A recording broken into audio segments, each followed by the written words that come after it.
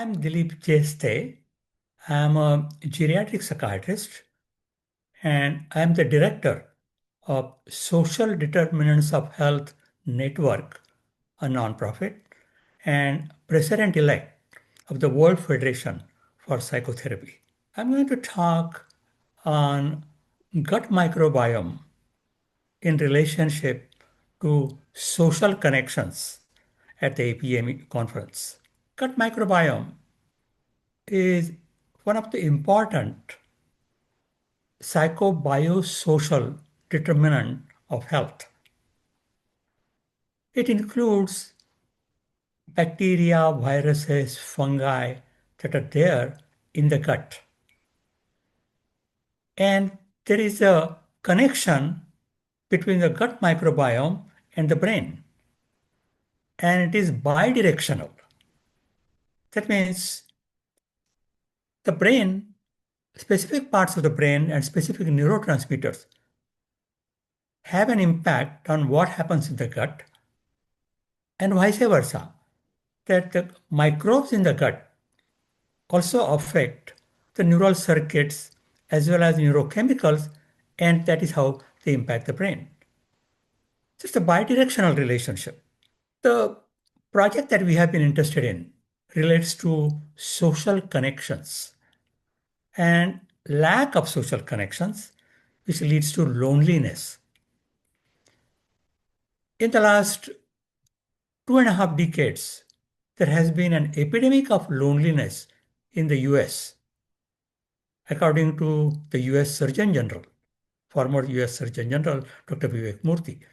More people die from loneliness than from stroke or lung cancer. And it is not just restricted to US, it is global. The World Health Organization has declared loneliness as a major public health priority.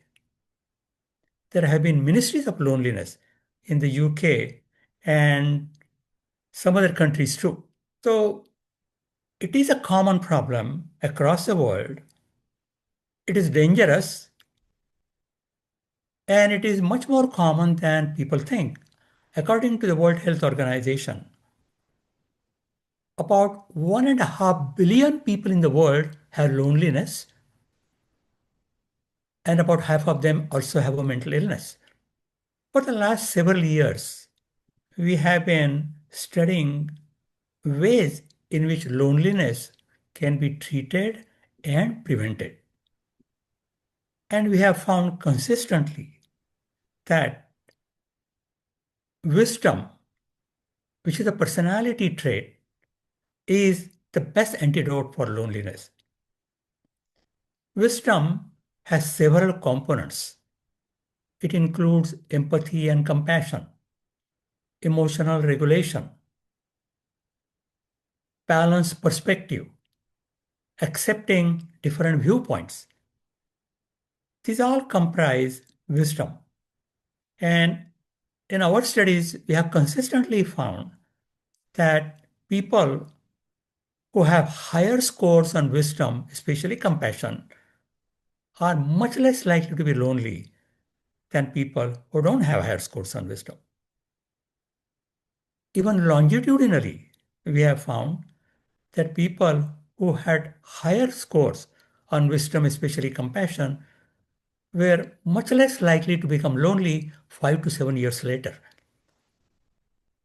And number of other people also have shown that wisdom, especially compassion, is associated with lower level of loneliness.